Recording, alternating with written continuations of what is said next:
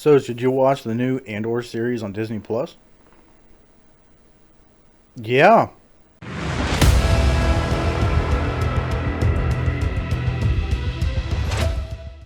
Welcome back to my channel, everybody. My name is Dave.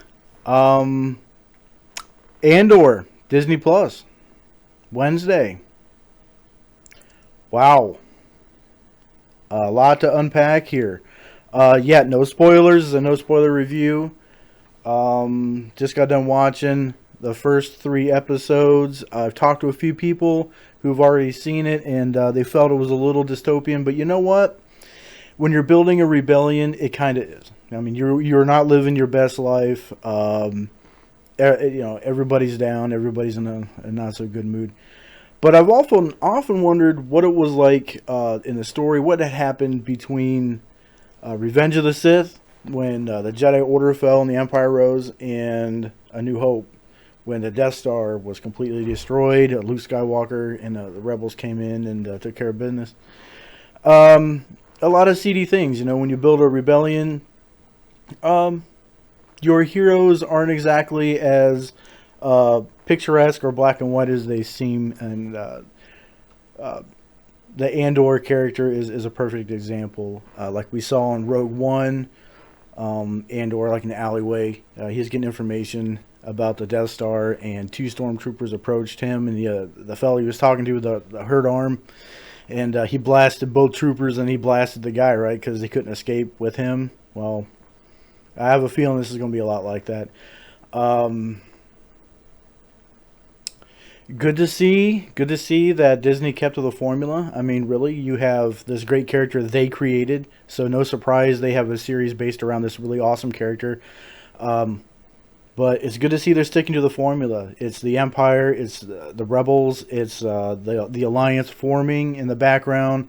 They're faintly aware of it, and you have like this security group in the first 3 episodes here who are kind of, I don't want to say the protagonists, but they're not really part of the Empire, so no spoilers there.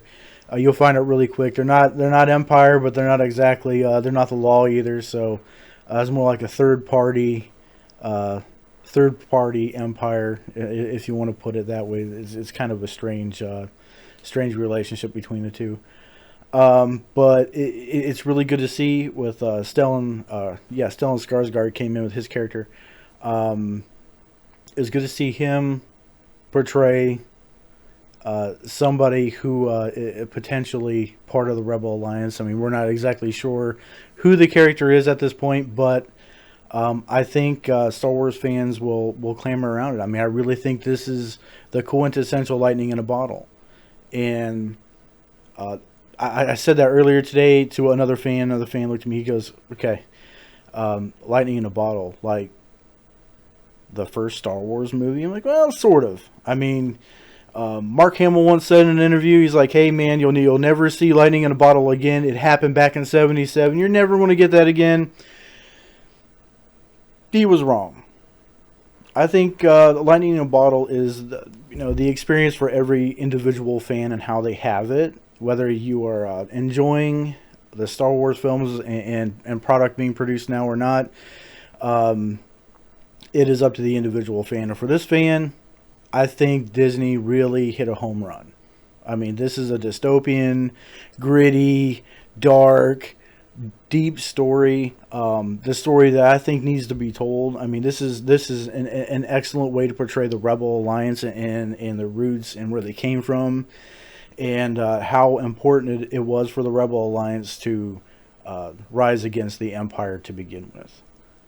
And I think they capture lightning in a bottle with this.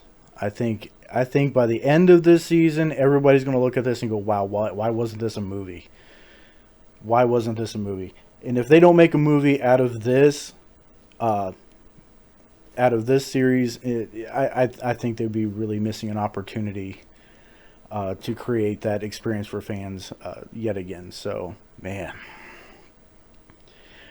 wow, I cannot wait to see the whole season. That if you're a fan of Star Wars, you're going to love this. It's very cutting edge. It's very Blade Runner meets Star Wars. If you're into Blade Runner, which If you're a Star Wars fan, you about have to be a Blade Runner fan. So, yeah, get out there, check it out. Everybody watch it. I'm not going to do another review on the series until the series wraps up. I want to form an entire opinion. I don't want to do it episode by episode. It can get kind of misleading through a season of a show you really like. You think it's going to go one direction and don't. Everybody's speculating.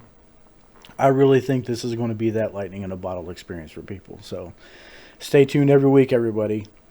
And remember, if it's from a galaxy far, far away, you're not too far away from having a good time.